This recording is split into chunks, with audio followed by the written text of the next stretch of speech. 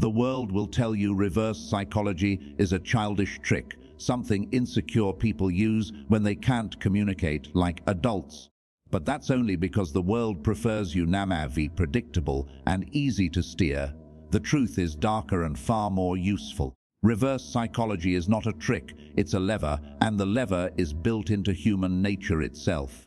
Every human being carries the same fragile religion inside their nervous system, the belief that they are free, that they are the author of their choices, that no one owns their will. The moment someone threatens that belief, even politely, something primitive awakens, reactance, the rebellion reflex. That's why people resist good advice, ignore obvious truths, delay necessary change, and sabotage relationships that could save them. They're not always choosing what's best, they're choosing what feels like theirs. Machiavelli understood this centuries ago without fMRI scans or therapy vocabulary. He understood that the fastest way to lose influence is to make a person feel managed. And the fastest way to gain influence is to make a person feel sovereign, even when you are guiding them. And this is where the caution begins, because the same mechanic can protect people from shame and conflict, or it can turn into manipulation that rots your character from the inside out. If your goal is to exploit the weak, this will work for a while, and then it will poison every room you enter, because people eventually sense the hand behind the curtain. But if your goal is power with precision, leadership, negotiation, de-escalation, boundaries, then these laws are weapons you can use without becoming the kind of person you secretly hate. Today I'm going to give you 13 Machiavellian laws of reverse psychology, not as cute tips, but as psychological principles, so you can see the wiring underneath behavior and stop being surprised when humans act like humans. Law 1, never push, pull.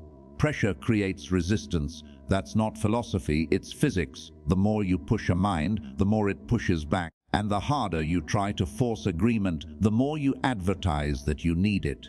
Need is weakness with perfume on it. It makes your voice tighten, your gestures speed up, your explanation grow longer, and humans can smell that desperation like smoke. Reverse psychology begins when you stop trying to win and start controlling the frame. Instead of, you need to do this, you shift to, you don't have to. Instead of, here's why you're wrong, you shift to, that's one way to see it. You remove force. And when force disappears, the other person's nervous system stops bracing for impact, which means they stop fighting you and start fighting themselves, because their resistance has nowhere to land. Law 2, protect their autonomy out loud. If you want someone to choose, you must give them room to choose. Most people do the opposite. They corner, plead, demand, guilt trip, and then act confused when the person rebels. The mind would rather be wrong by its own choice than right under someone else's control. So you say it plainly. It's your call, no pressure. Do what feels right. Not as a fake line. Fake lines leak. You have to mean it. Because when you genuinely remove the cage, you remove the rebellion. The paradox is that freedom often produces compliance, because the person no longer needs to prove they're not owned. Law 3, trigger identity, not tasks. Humans do not move for tasks. They move for identity. Go to the gym is a task. I'm not the kind of person who quits is identity. When you tell someone what to do, they can reject the task and still keep their ego intact. But when you invite them to act in alignment with their preferred identity, rejection becomes costly, because now they're not rejecting you, they're rejecting themselves. This is why the most powerful persuasion doesn't sound like persuasion, it sounds like recognition. You're someone who follows through. You don't strike me as the type who settles. You've always been the person who handles things when it's hard. Used ethically, this awakens the best self. Used unethically, it becomes a trap that weaponizes pride. So the caution is simple. Don't use identity to corner someone into something that harms them. Use identity to help them step up to something that serves them. Law 4. Give them the steering wheel, even if you built the road. The most powerful person isn't the one making noise, it's the one writing the menu. People hate being forced, but they love choosing, so you curate options in a way that makes the right option feel like their decision. We can do A, fast but unstable, or B, slower but solid. What do you prefer? That's not coercion if both options are real. That's leadership. The unethical version is when you offer fake choices designed to trap them. The ethical version is when you simplify reality so they can pick without drowning. Law 5, speak less than necessary. Most people talk themselves out of influence by explaining. Explanation feels like pressure. Pressure triggers reactance. The longer you talk, the more the other person feels you're trying to control their perception, and the more their ego starts building a wall.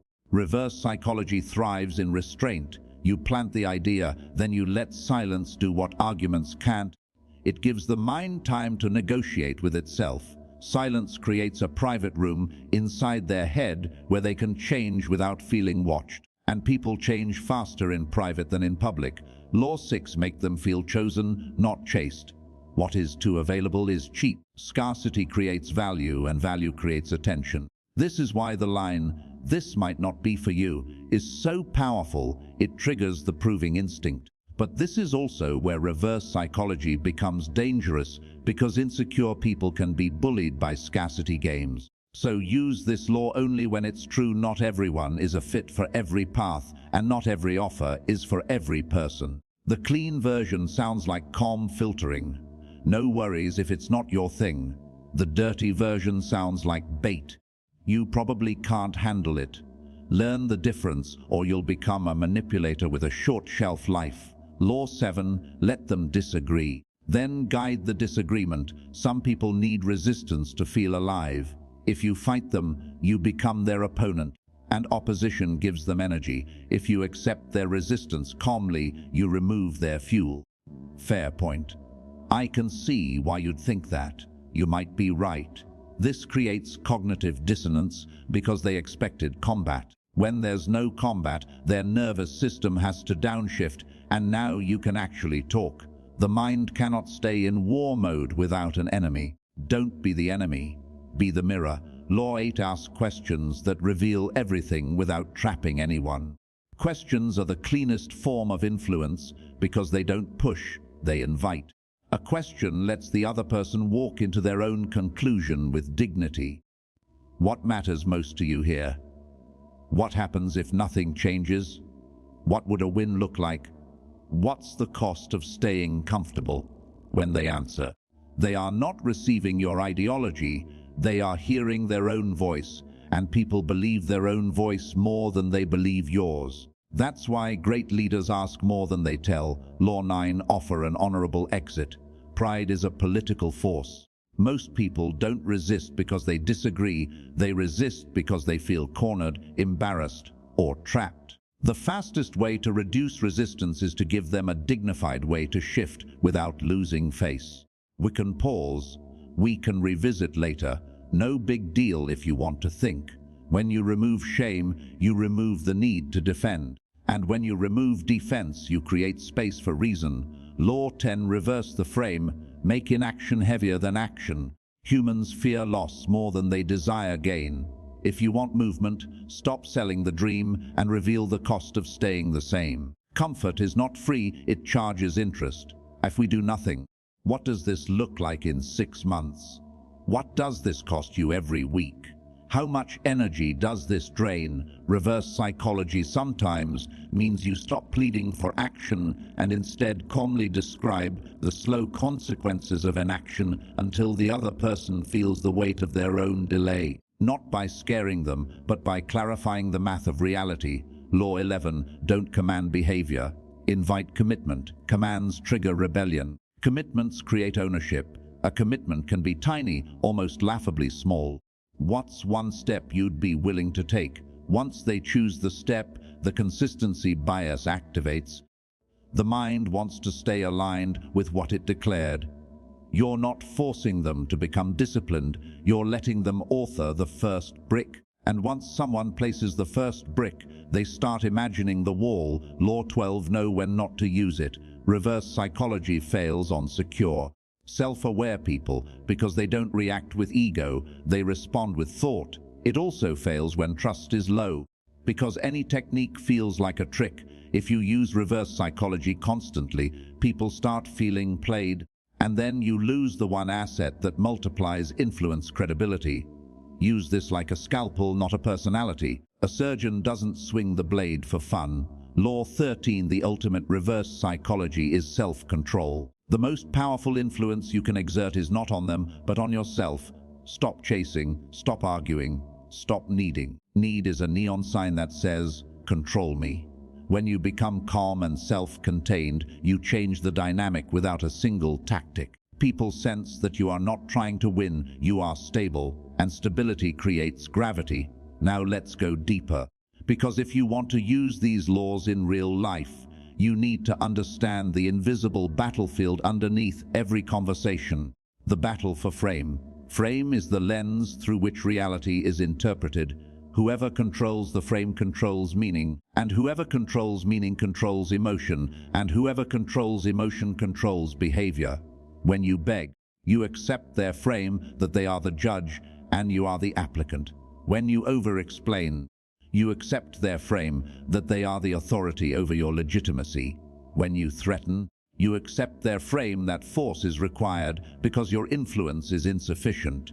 Reverse psychology is not saying the opposite. It is refusing the inferior frame and replacing it with a superior one. That's why silence is so effective. Silence doesn't just withhold words, it withholds submission. A manipulator wants your reaction because reaction is proof they can access your nervous system. When you don't react, you don't just resist, you invert the power dynamic. They feel the loss of control, and loss of control produces anxiety, and anxious people start negotiating. This is why calm people are dangerous. They don't give you handles. You can't grab them. In practice, this looks like a person who doesn't rush to correct misunderstandings, who doesn't sprint to prove their value, who doesn't panic when approval is withheld. And that's where ethical reverse psychology becomes a form of boundary. The boundary is not a wall, it's a reality. I will not be dragged into your frame. If someone tries to provoke you, you don't argue the content, you control the structure. Interesting that you see it that way. That's one interpretation. Could be. These phrases acknowledge sound without accepting meaning. They deprive the attacker of certainty, and certainty is what they want, because certainty gives them a target.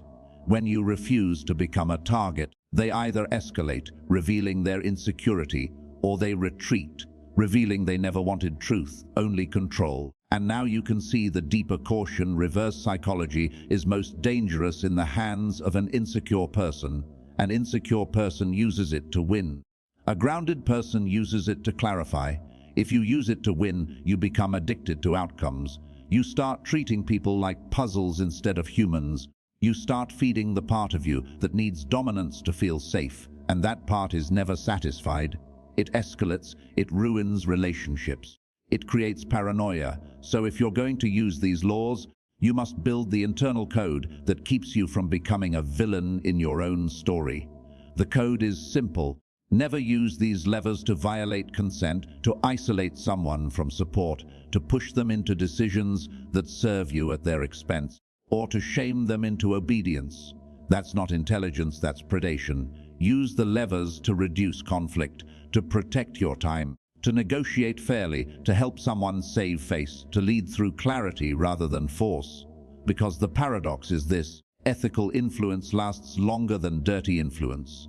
Dirty influence works quickly but creates enemies. Ethical influence works slower but creates allies. Machiavelli would call that long game strategy.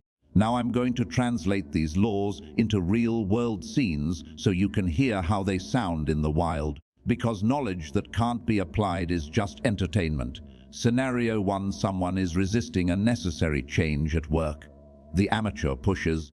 You have to do it this way. The reactance spikes, and now the person is defending their ego, not evaluating the process. The Machiavellian approach is calm autonomy. We can keep it as it is, but we'll keep paying the same price. If you want, we can test the alternative for 1 week and compare results. Your call. Notice what happened. No force, no humiliation, options curated. Consequence framed, agency protected. The person can now choose change without feeling conquered. Scenario 2, someone is emotionally baiting you. They want a reaction. The amateur explains, argues, defends, tries to be understood, and becomes the puppet. The Machiavellian approach is frame, control, pause, slow breath, neutral face, then a simple line, I hear you, or even better, maybe. A manipulator cannot stand maybe because maybe is missed. They can't stab it. They can't corner it. They can only reveal themselves by escalating. Scenario 3, negotiation. The amateur begs, lists reasons, tries to convince. The Machiavellian approach is scarcity plus autonomy. This is what I can offer. If it doesn't work for you, no worries. That single sentence carries more power than 1,000-word justification because it communicates you have options. Options are leverage. Scenario 4, relationships. The amateur tries to control the other person with guilt, and the other person rebels. The Machiavellian approach is dignity. I'm not going to force you. I'm just telling you what I need and what I'll do if I don't get it. That's not manipulation, that's boundaries. Boundaries are reverse psychology's mature cousin. They don't push, they define. And here's the uncomfortable truth. The most effective reverse psychology is not a line you say, but a life you live. When your life signals you're disciplined, self-contained, and not thirsty for validation, people automatically treat you differently. They stop playing games because the games don't land. They stop testing because you don't react. They stop withholding approval because you don't chase it. That's the real Machiavellian move. You become a person who doesn't need to persuade because your frame is already strong. Persuasion then becomes optional, not desperate. And that brings us to the final warning. If you use these laws without self-control, you'll start treating every conversation like war, every friend like a suspect, every partner like a battlefield. That is not power, that is insecurity dressed as strategy. Real power is calm. Real power can walk away. Real power doesn't need to prove it's powerful. Reverse psychology is a tool. The master isn't the one who uses tools the most. It's the one who knows when to keep them in the drawer. Because the highest status move in any room is not winning an argument. It's not humiliating someone. It's not controlling them. It's maintaining your inner sovereignty so completely that nobody can make you break character, beg, chase, or explain your existence. That is the foundation of all influence, self-possession. Keep that, and these laws become precision. Lose that, and these laws become poison. This is your choice. Use reverse psychology like a surgeon, carefully, sparingly, for a purpose, or use it like a street magician, and eventually everyone will notice the trapdoor. If you want to be feared, learn force. If you want to be respected, learn restraint. If you want to be influential, learn frames. And if you want to be untouchable, learn the one law Machiavelli never wrote but lived by. The person who controls their own impulses will always control the room without raising their voice. The reason these laws feel too effective is because they don't rely on clever wording, they rely on predictable biology. And biology doesn't care about your morals, it only cares about control, status, and survival. Which means the first thing you must understand is this. Reverse psychology isn't about doing the opposite. It's about changing what the other person's nervous system thinks is happening in the interaction. Because most conflict is not a debate of facts, it's a tug of war over autonomy. And whenever a person senses that you are trying to drag them, their primitive brain sets its feet into the ground and says no, not because your idea is wrong, but because your force is insulting. Because force implies they are not capable of choosing, force implies they are a child, force implies you are the parent, and the human ego would rather burn the house down than admit it is being parented by a peer. So the first advanced layer is to recognize what kind of resistance you are dealing with, because not all resistance is the same. Sometimes resistance is fear dressed as defiance, sometimes it's shame dressed as arrogance. Sometimes it's laziness dressed as, I'm just being logical, and sometimes it's pure identity protection. A person defending the story they tell themselves about who they are, And if you treat all resistance the same, you will trigger the wrong monster. This is why amateurs shout louder when they feel resistance. They mistake resistance as a volume problem, but resistance is an autonomy problem, and autonomy problems are solved with space, not force, which brings us to the first real-world weapon, the permission paradox. The moment you give someone permission to refuse, you remove the emotional need to refuse, because they're no longer proving they're free. They're simply exercising freedom, and freedom doesn't need to perform, it just exists. So instead of, "You need to come to the gym with me," you say, "Don't come if you don't want to. I'll go either way." And the moment you do that, you communicate two things that their nervous system reads instantly. One, you are not needy. And two, you are not controlling, which means their resistance loses its job because it was created to protect them from need and control. And if you really want to see how deep this goes, watch what happens when you remove the hidden emotional bribe from your words. Because most people don't persuade, they barter, they say, "Do this," but what they mean is, "Do this so I can feel safe, validated, and respected."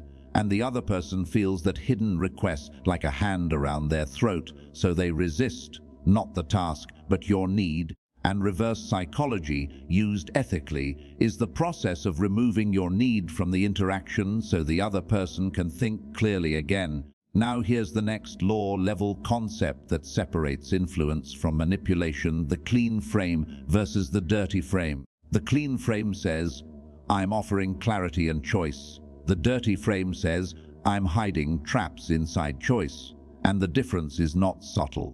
Because people can forgive clarity even when it's uncomfortable, but they don't forgive traps, and traps make enemies, which is why this entire topic must come with a spine. If you use reverse psychology to corner someone into a decision that benefits you at their expense, you're not powerful.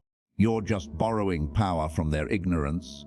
And borrowed power always gets collected with interest, because once they realize what happened, too, they don't just stop trusting you, they start studying you. And when a human studies you with resentment, you have created a future adversary. So the Machiavellian long game is not, "How do I get them to do what I want today?" It's, "How do I build a frame where cooperation is natural, where my boundaries are respected, and where I don't have to beg, chase, or threaten?" Because the highest leverage isn't tactics, it's reputation, and your reputation is simply what people expect your frame to be, which brings us to a crucial practical skill: learning how to make your boundaries feel like reality, not negotiation, because negotiation invites pushing, negotiation invites debate, negotiation invites power games, but reality ends the game, and the most Machiavellian boundary line in the world is calm and boring. I'm not available for that. No explanation, no apology, no speech, because explanation is where people insert their fingers. They grab your reasons and start pulling. They argue the reason. They undermine the reason. They offer solutions that are actually just attempts to reopen the door you tried to close. So the advanced reverse psych move is to close doors without slamming, to withdraw without drama, to be firm without emotional pleading. And this is where most people fail, because their mouth says no, but their energy begs, "Please don't be mad." And that begging energy invites negotiation. So you have to build the internal architecture that makes your no feel peaceful, not fearful. And once you have that architecture, you can use reverse psychology in a way that looks almost invisible. For example, the future self-mirror. Instead of telling someone to change, you ask them to speak to their own future. If you keep doing this for the next year, what happens? And then you shut up. Because silence after a question is pressure without force. It's a psychological spotlight. And most people will start hearing their own contradiction out loud.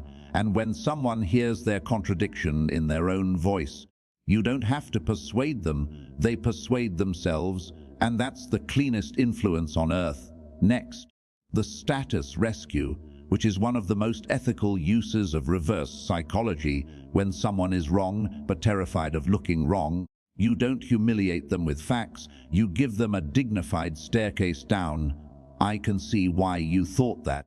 The data changed recently, or that's a reasonable assumption. Here's what's different now. Because the moment you protect their status, you remove the need to defend, and defense is what blocks learning. And this is why leaders who shame create stubborn teams, while leaders who protect dignity create adaptable teams. Then there's strategic uncertainty, which you must treat like fire. When you become too predictable, people start using you. When you become too chaotic, people stop trusting you. But there's a middle zone. Controlled unpredictability, where you are consistent in values but flexible in responses, which means people can't game you. They can't press one button and reliably get the same output, and that makes you harder to manipulate while still being safe to work with. And the ethical version of this is simple. You're not inconsistent to punish people. You're unpredictable because you're sovereign. Because your behavior is guided by your standards, not by their expectations. So when someone tries to push you into a corner with guilt, you don't react with anger or compliance. You respond with calm evaluation. I'll think about it. And the moment you say, I'll think, you've removed their timeline control, which is one of the most overlooked power games in human life. Because urgency is often a manipulation tool. People rush you so you can't think. They pressure you so you can't evaluate. They create a false emergency so you'll submit. And reverse psychology disarms urgency by slowing the pace, because the one who controls pace controls frame. And the one who controls frame controls outcomes. Now let's apply these laws to a scenario that almost everyone recognizes. Someone is trying to provoke you. They throw a label. They want a reaction, because your reaction is proof they can access you. And the novice reacts, defends, explains, gets emotional, and the provocateur smiles internally because they found the lever. But the Machiavellian approach is a three-step structure: pause, acknowledge, redirect. You pause to break the stimulus-response chain. You acknowledge without accepting, and you redirect the frame back to reality. So it sounds like interesting, or maybe, or could be, followed by a question like, what do you want to happen next? Because most provocations are not about truth. They're about control. So when you ask, what do you want? You force the other person to reveal their agenda. And agendas are awkward in daylight, which is why manipulators prefer emotional fog, and your calm question is sunlight. But here is the part that will make you either powerful or toxic, depending on your character. You cannot use reverse psychology as a substitute for honesty, because the moment you start treating every person like a target and every conversation like a battlefield, you rot from the inside out. You develop paranoia, you start seeing enemies everywhere, and you become the very thing you claim to defend against. So the real Machiavellian mastery is not learning how to move others like pieces, it's learning how not to be moved.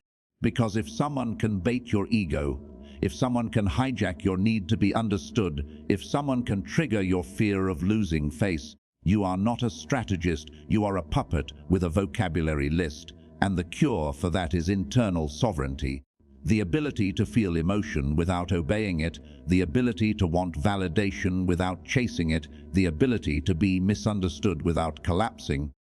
Because the strongest frame is the one that doesn't require constant maintenance from other people's agreement, and once you have that, reverse psychology becomes less about techniques and more about a presence, a calm refusal to push, a calm willingness to walk away, a calm confidence that your life doesn't depend on winning this one exchange, because the person willing to walk away holds the leverage always. And that's why the final warning matters. Use these laws to create clarity and agency, not confusion and dependency. Use them to reduce resistance, not to override consent. Use them to protect boundaries, not to control hearts, because power without ethics is just insecurity with tools. And insecurity always overplays its hand. And if you want the long game, the real game, you don't just learn reverse psychology. You become the kind of person who doesn't need it to win. You become so grounded that people cooperate because your frame is stable.